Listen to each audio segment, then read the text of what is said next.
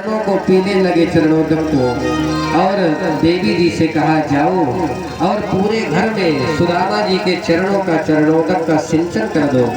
सारे संसार को पवित्र करने वाले मेरे प्रभु आज कह रहे हैं रुक्मणी आज मैं पवित्र हो गया। जिसका नाम लेने से महाराज कैसा भी पापी हो कैसा भी हो दुरात्मा हो पवित्र हो जाता है केवल एक बार नाम लेने से। वही प्रभु आज सुदामा जी के चरणोदक पी करके कह रहे हैं आज मैं पवित्र हो गए देवी। जासु नाम जपो एक ही बारा जासु नाम जपो एक ही बारा लोग तरही भव सिंधु अपारा लोग तरही भव सिंधु अपारा सो जल पद रज सिर राखी सो जल पद रज सिर राखी कहत पूत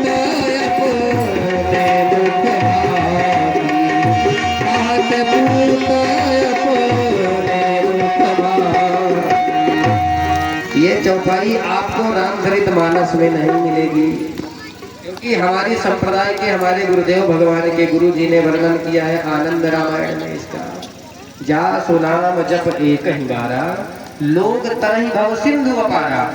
जिसका नाम लेने से इस भवसागर से एक बार नाम लेने से इस भवसागर से पार हो जाते हैं वही प्रभु सो प्रभु जन पद रज सिर राखी और कहत पूत अपने मुख भाती। आज वही प्रभु और रुक्मणी मैया ने देखा जब मेरे प्रभु सुदामा जी के चरण दबा रहे हैं तो रुक्मणी मैया ने चमर लेकर के पंखा करने लगी। अब तो सुखदेव जी ने कहा परीक्षित अब बताओ सुदामा जी को कौन दीन दुखी कहेगा। आज साक्षात तीनों लोगों का स्वामी नारायण जिसके चरण दबा रहा हो और साक्षात लक्ष्मी जिसके पंखा कर रही हो वो गरीब कैसे हो सकता है भाई। उससे बड़ा धनवान तो कोई हो ही नहीं सकता। अब महाराज सुदामा जी बड़ा संकोच कर रहे हैं। सुदामा जी को अपने निज सैया पर भगवान ने सुलाया। आज पहली बार सुदामा जी इतनी सुंदर सैया में सो रहे हैं। पया फेन निभा सैया जैसे दूध का फेन होता है ना इतनी सुकोमल भगवान की सैया है। सुदामा जी महाराज बैठ गए। सुदामा जी कुछ बातें नहीं कर रहे हैं। भगवान ने सोचा हमारा मित्र बड़ा संकोच कर रहा है।